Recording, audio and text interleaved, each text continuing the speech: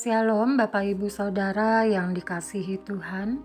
Firman Tuhan pada hari ini kita terima dari Yosua pasal 10 ayat 25. Lalu berkatalah Yosua kepada mereka, "Janganlah takut dan janganlah tawar hati. Kuatkan dan teguhkanlah hatimu, sebab secara itulah akan dilakukan Tuhan kepada semua musuhmu yang kamu perangi." Bapak Ibu Saudara yang dikasihi Tuhan, mungkin kita pernah mendengar istilah sombong rohani. Apa yang dimaksud dengan sombong rohani dan bagaimana contohnya? Sombong rohani adalah sebuah ungkapan yang menunjukkan bahwa seseorang merasa bisa melakukan sesuatu karena kekuatan dan kemampuan dirinya.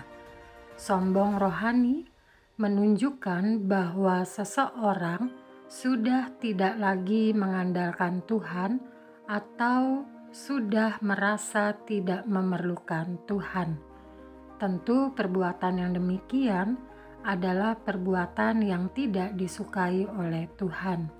Biar bagaimanapun, kita sebagai makhluk ciptaan harus tetap mengakui bahwa Tuhanlah yang berkuasa, bahwa tanpa campur tangan Tuhan, maka segala sesuatu menjadi kacau balau.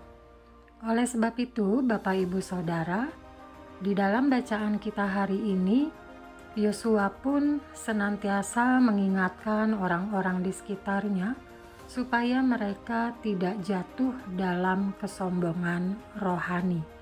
Ketika mereka baru saja menyaksikan sebuah mujizat yang luar biasa, di mana hujan batu yang menggempur musuh dan matahari berhenti seturut dengan doa mereka, itu boleh terjadi bukan karena kekuatan mereka, bukan juga karena kekuasaan dari Yosua.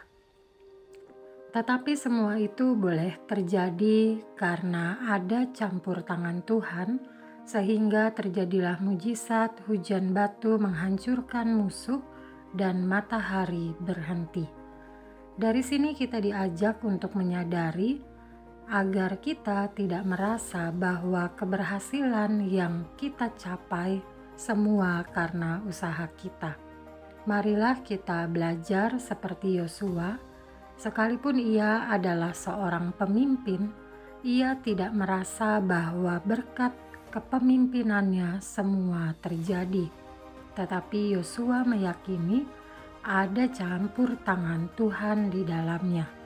Maka ketika menghadapi segala rintangan dan tantangan, Yosua berpesan kepada orang-orang di sekitarnya agar mereka tidak takut dan tidak tawar hati. Tetapi Yosua mengajak agar mereka menguatkan dan meneguhkan hati mereka, sebab dengan cara itulah Tuhan akan menolong kita.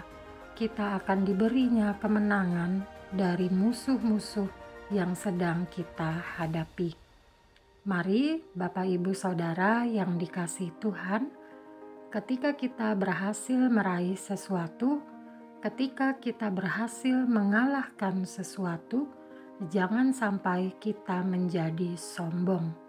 Jangan sampai kita memiliki sombong rohani yang merasa bahwa tanpa campur tangan Tuhan kita bisa melakukan.